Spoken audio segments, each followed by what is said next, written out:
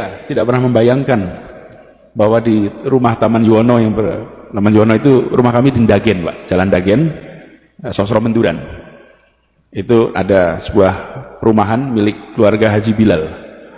Jadi keluarga Haji Bilal itu, Bapak Ibu sekalian, pas kemerdekaan dulu, ibu kota pindahnya dari Jakarta ke Jogja. Semua pejuang-pejuang itu pindah ke Jogja, tidak ada yang punya rumah, termasuk kakek kami, nggak punya rumah. Haji Bilal menyiapkan rumah lebih dari 40 rumah, 20 di Taman Yuwono, terus 20 lagi di belakangnya Malioboro Mall gitu, dan ada beberapa tempat lainnya. Semua silahkan pakai tempatnya, dan disilahkan pakai sampai waktu yang beginilah kira-kiranya. Tidak ada yang namanya hitung-hitungan, silahkan pakai, gantian pakainya. Nah, termasuk kakek kami yang hijrah ke sini, itu Pak Jazir almarhum Allahyarham Pak AR itu berangkat bersama Agus Salim dan lain-lain ke Timur Tengah untuk mengikhtiarkan pengakuan bagi Republik. Berangkatlah, meninggalkan istri dan 8 anak di Jogja, berangkat ke Timur Tengah. Perjalanan itu beberapa bulan untuk ke sana, sampai ke Kairo, dan alhamdulillah di Kairo lewat perjuangan diplomasi yang panjang keluarlah pengakuan de jure dan de facto bagi Indonesia. Itu adalah pengakuan pertama. Ada negara yang mau mengakui Indonesia. Yang mengakui pertama adalah Mesir waktu itu. Jadi kakek pulang ke Jogja membawa surat itu. Perjalanannya panjang, mampir ke India, mampir macam-macam, pulang sendirian. Dan untuk membawa masuk surat pengakuan itu yang ditandatangani oleh Perdana Menteri Mesir itu, dimasukkan ke dalam kaos kaki di dalam sepatunya. Ketika di pemeriksaan di Kemayoran lolos, surat itu ada dalam kaos kaki. Karena kaos kakinya nggak diperiksa, yang lainnya diperiksa. Masuk sampai ke Jakarta, sampai akhirnya singkat cerita sampai ke Jogja, sampai serahkan ke Bung Karno di Gedung Agung. Pulang, istrinya melahirkan anak yang ke-9, diberi nama Lukiana. Kenapa? Laki Ana. Beruntung saya, karena bisa sampai lagi ke sini. Anak sebelumnya yang nomor 8 diberi nama Imlati. Imlati itu artinya Indonesia merdeka lekas akan tercapai insya Allah. Lahirnya 1 Juni 1945. Jadi lahir 1 Juni, beliau masih di BPUPKI, itu semua orang sudah merasakan insya Allah Indonesia merdeka. Bulan Juni itu, Agustus kita merdeka, tapi belum tahu bakal merdeka apa tidak. Lalu anaknya lahir yang ke-8 dikasih nama Imlati. Banyak yang tidak tahu itu kepanjangan. Indonesia merdeka lekas akan tercapai insya Allah. Yang nomor 9 dikasih nama Lukiana karena laki anak, Lukiana.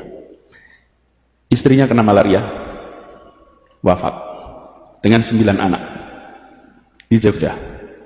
Sehingga kakek dan keluarga ketika Republik pindah lagi ke Jakarta, maka kakek kami dan keluarganya tidak pindah lagi karena beliau tidak ada istri, 9 anak dan bayi yang sudah ditemani oleh masyarakat di Jogja dengan support system yang luar biasa, sehingga diputuskan tidak kembali ke Jakarta dan terus di Jogja, dan akhirnya sampai akhir hayatnya berada di Jogja, dan saya jadi tumbuh besar di Jogja karena saya cucu kemudian tinggal di tempat itu. Nah, kisah perjuangan kemudian banyak sekali. Saya merasa bersyukur sekali karena Pak Jazir ini memiliki memori atas peristiwa-peristiwa penting yang tersembunyi, yang seringkali terlewatkan di dalam catatan sejarah kita. Jadi Pak Jazir harus banyak bercerita dan direkam ceritanya, karena beliau pelaku, beliau membaca, beliau merangkaikan. Ada yang menjalani tidak merangkaikan, ada yang membaca tidak merangkaikan, ada yang menjalani tapi tidak membaca. Ini membaca, menjalani, dan bisa merangkaikan sebagai sebuah cerita. Jadi saya merasa bersyukur betul. Tapi persahabatan kami tidak berhenti di situ. Bukan antar kakek dan Pak Jazir. Jadi kalau saya panggil Pak Jazir, panggil kakek boleh sebetulnya. Karena ini sahabat kakek saya gitu kan. Paman gitu. Kenapa? Karena berkelanjutan. Saya bekerja saya di Jakarta, kemudian mencoba membangun gerakan Indonesia Mengajar bersama dengan seorang anak muda yang sangat cerdas, alim, cerdas, wawasannya luas, bacaannya panjang. Namanya Sofwan, putra dari Pak Jazir. Jadi persahabatan itu menurun, dan ketika ketemu tidak tahu bahwa orang tua kita itu bersahabat, menurun. Kemudian Sofwan ini mahasiswa yang menjadi anggota di kampus itu Majelis Wali Amanah, mahasiswa yang menjadi anggota Majelis Wali Amanah di Universitas Indonesia di Jakarta. Saat ini beliau sedang berada di Washington DC. Nah, apa yang saya lihat? Seorang pejuang, seorang pendidik yang dalam keluarganya memancarkan semua nilai yang diperjuangkan ke publik, tercermin di dalam keseharian di keluarganya lewat interaksi saya dengan Mas Sofwan. Karena itu saya bersyukur sekali silaturahmi ini bisa tersambungkan terus. Insya Allah ini banyak hikmahnya, dan kita doakan agar Pak Jazir ini diberikan kesehatan terus, dipanjangkan umurnya, dan terus bisa menjadi pilar penjaga kekuatan, lokomotif pendorong kemajuan bagi umat. Kita tahu persis Al-Quran menyatakan bahwa kita kuntum khairun ummatin ukhrijatil linnas ta'muruna bil ma'ruf wa tanhauna 'anil munkar wa tu'minuna billah. Kita ini adalah umat yang terbaik. Tapi umat yang terbaik ini adalah bukan status.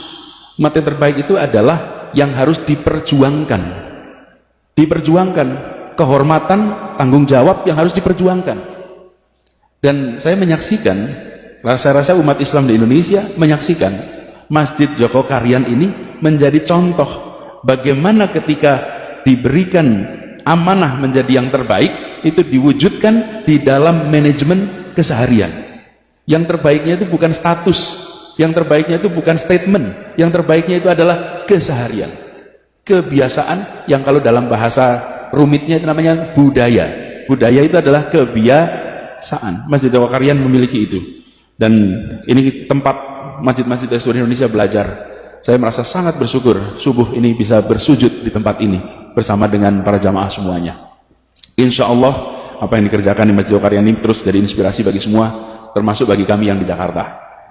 Di Jakarta tantangannya tidak sedikit, tapi alhamdulillah Allah selalu bukakan pintu-pintu penyelesaian yang tak terduga. Saya masih bertugas di Jakarta sampai bulan Oktober, karena tanda-tandanya tidak ada perpanjangan.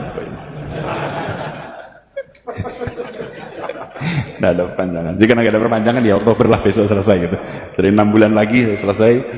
Makanya kami menuntaskan semua janji satu-satu, insya Allah diselesaikan, dan kita berharap